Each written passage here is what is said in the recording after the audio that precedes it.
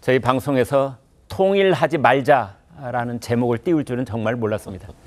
문재인 전 대통령의 초대 비서실장을 지낸 임종석 어제 말이죠.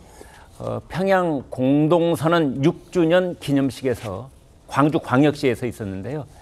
김정은 이국가론, 적대적 두 국가 이제 이겁니다. 그것을 거론하면서 발언을 했는데 그게 지금 어제 오늘 큰 파장을 일으키고 있습니다. 들어보시겠습니다. 통일하지 맙시다. 그냥 따로 함께 살면서 서로 존중하고 통일을 꼭 해야 한다는 강박관념을 내려놓읍시다. 객관적 현실을 받아들이고 두 개의 국가를 수용합시다. 비현실적인 통일 논의는 이제 그만 접어둡시다. 더 이상 당위와 관성으로 통일을 이야기하지 맙시다. 모든 법과 제도, 정책에서 통일을 드러냅시다.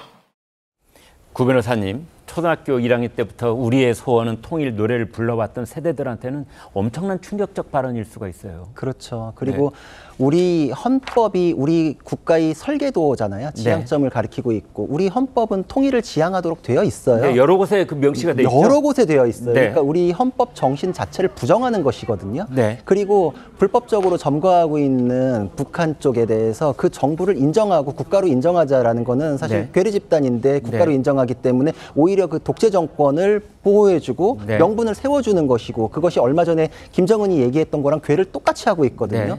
이게 우리나라 정치인 입에서 나올 말인가. 헌법 자체를 부정하는 것부터도 대한민국 국민으로서의 기본적인 그 상식하고는 굉장히 벗어났고 북한 쪽에 동조하는 입장이기 때문에 더더욱이나 문제가 있다 이렇게 생각을 합니다. 네, 강 위원장님, 그 임종석 전 비서실장 얘기대로라면은 우리가 탈북민을 받아들이면 안 되는 것 아닙니까? 그런데 저도 사실 이 기사를 보고 임종석 전 비서실장의 어떤 뜻으로 이 말씀을 하셨는지 참 궁금하더라고요. 어쨌든 저희 민주당 같은 경우는 어쨌든 평화통일을 지향을 하고 있고 또 과거에 김대중 전 대통령께서 연방제 통일안 또 제안을 하셨고 근데 지금 말씀하신 것처럼 두 개의 국가에 대해서 조금 발언하는 것이 상당히 무엇을 뜻하는지 좀 명확하지가 않고 특히나 통일하지 맙시다.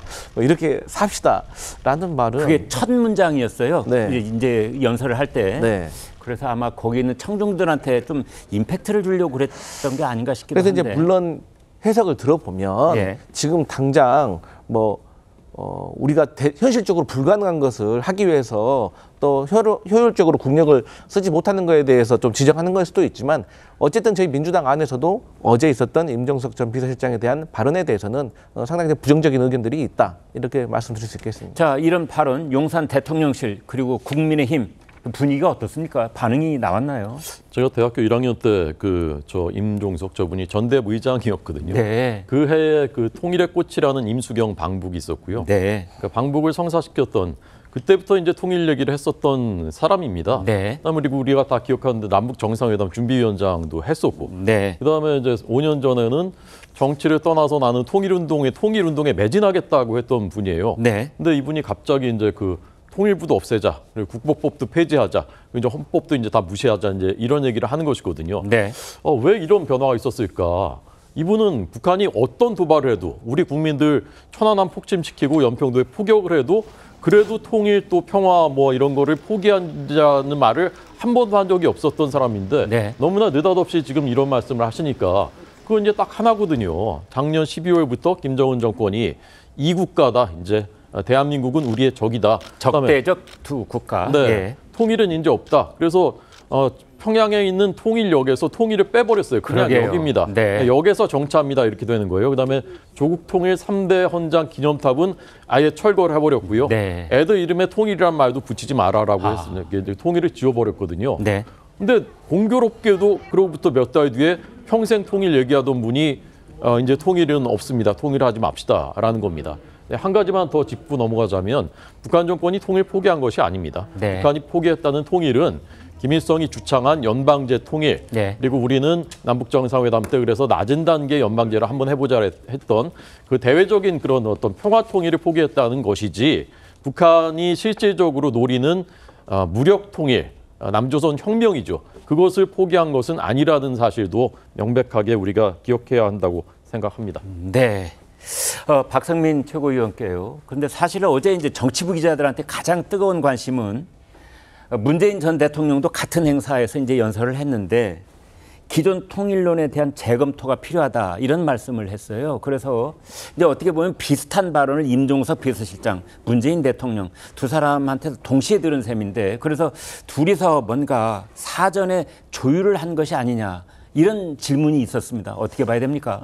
뭐 사전 조율이 있었는지 없었는지까지는 뭐 정확하게 알기는 어렵습니다만 네. 일단 두 분 다 이제 인식하시는 현실에 대한 그 위기의식이 좀 큰 것 같다라는 생각입니다. 그러니까 위기라는 건 무슨 뜻이죠? 그러니까 문재인 전 대통령께서 뭐라 그러셨냐면 이미 지금 남북 간의 비군사적인 그 충돌이 시작됐다 이렇게 말씀을 하셨어요. 그러니까 네. 뭐 오물풍선 날라들고 계속 이런 일들이 있었지 않습니까? 네. 그리고 최근에는 이제 북한이 적대적인 두 국가로 규정하는 일도 있었어요. 남북 자체를. 네. 그러니까 그러다 보니까 이게 지금 한반도의 긴장이 더욱더 고조가 되고 있고 이렇게 비군사적 충돌이 오가다가 군사적 충돌까지도 갈 수 있는 상황인 것 아니냐. 그러니까 이런 우려가 있는 것으로 보여지고 시대가 변했고 상황이 변했고 북한의 태도가 완전히 과거와는 달라졌기 때문에 이 부분에 대해서 우리가 그저 이제 손 놓고 그냥 기다리거나 뭐 통일만을 계속해서 외칠 게 아니라 좀 주도적으로 어떤 대화를 시도하고 그 대화를 시도하는 그 스탠스에 있어서 그동안 지향해왔던 어떤 통일 담론 이런 부분들에서 좀 변화해야 되는 것 아니냐. 그러니까 쉽게 말하면 이 상황과 시대에 맞춰서